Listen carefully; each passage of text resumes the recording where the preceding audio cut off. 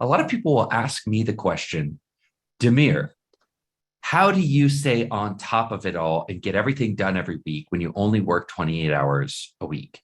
I think this reveals a huge misconception about me, which is that I actually get everything done at the end of the week, which I don't think in the last 3 years I've ever finished the week and gotten everything done. So I'll give you a good example. This week, I'm really my schedule is completely booked back to back talking to people about the boot camp.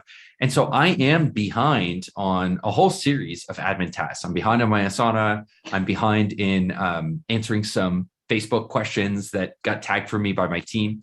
And so the question for me is just simply taking everything every single day and every week and lining it up by priority and by leverage. And at the end of the day, what's been happening in the last week is it has been more leverage to talk to people in the boot camp than it has been to catch up on some of these admin tasks. So it's there, it's in my mind, it bugs me a little bit. And I live like that every single week. There's a difference from bugs you a little bit to living under a cloud of guilt, right? So I know what it used to feel like to come in, finish the week, feel like I worked myself to death, but somehow I didn't get everything done. And therefore, I just can't let myself rest. I can't be happy. I can't relax.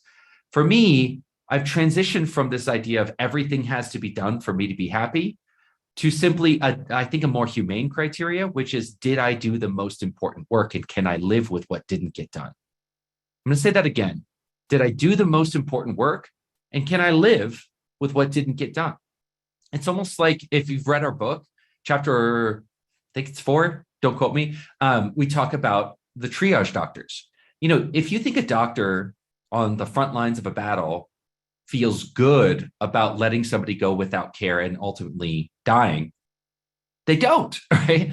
Right. So then the question is, how do they live with themselves? Well, they have a criteria by which they know that even if they lost lives, that they did the most that they could do with their limited resources to do the greatest good and save the most lives possible, right? That doesn't mean they're sacrificing somebody. It simply means they're taking their limited resources, spreading it as thinly as they can to get the greatest possible impact. There's got to be a point in modern life where you acknowledge the hard truth that you are not ever going to get it all done. And if you did get it all done, you know what you would do the very next week? You'd pile on more because you'd say, look at how good I did last week. Let's add on more because we have unlimited ambition. And that's great. But we have to create a different criteria for how we live our lives. Otherwise, we'll be in constant anxiety, guilt, fear, shame around what we didn't get done. So I currently have things that I should have done last week that were not done. They're there. They're hanging out. I've even got team members tapping me and saying, you committed to doing this and you didn't do it. And while part of me sort of like in a socially reflexive way feels bad, like, oh, I'm sorry I didn't do this. In truth, if you pushed me, I just say, I can live with it. I can live with it. Because if I took them in a detailed way through my time utilization, even they would probably agree, damn it, you didn't do the thing I needed you to do, but you did do the thing that was the most leverage and the most important in those moments. So at the end of the day, it's not all going to get done. And you know what that does? I just want to say one more thing on this. What's great about forcing things to not get done is you very quickly, once you go 2, 3, 4 weeks of something dragging and not getting done, instead of me expanding my hours to get that done, I just say, okay, that needs to get outsourced, or we need to rearrange how we provide that service, right? So instead of me saying, oh, the solution to all of these things that didn't get done is I'll just work more hours, I just skip that whole part and say, okay, well, clearly there's more on my plate than my role can handle. Let's start thinking about tacoing this: terminate, automate, consolidate, outsource. So for me, there's this sort of like sad cycle that plays out with people. You get your hours to where you want them to be.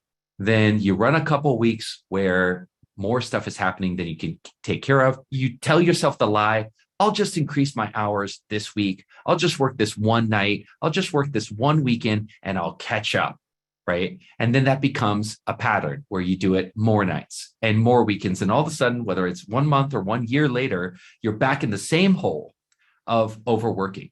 Why not skip that part? Can we just skip that part and acknowledge that if you blow past 30 hours a week, what's to keep you from blowing past 40 or 50? If the answer for you is work more, the answer is always going to be work more. If the answer is let's figure out the best, most intelligent way for us to get this done, and I can't scale in an unlimited capacity, then it's going to lead you quicker to the place where it's almost going to shortcut you to the end of this conversation, which is always going to sound like, how do we simplify and talk out this thing to make it fit? Okay, so just wanted to clarify that because I get a lot of people saying things that don't apply to me, like, oh, Damir, it's just, I'm not like you. I can't get it all done. And I'm thinking, who do they think I am? I don't get it all done. Awesome.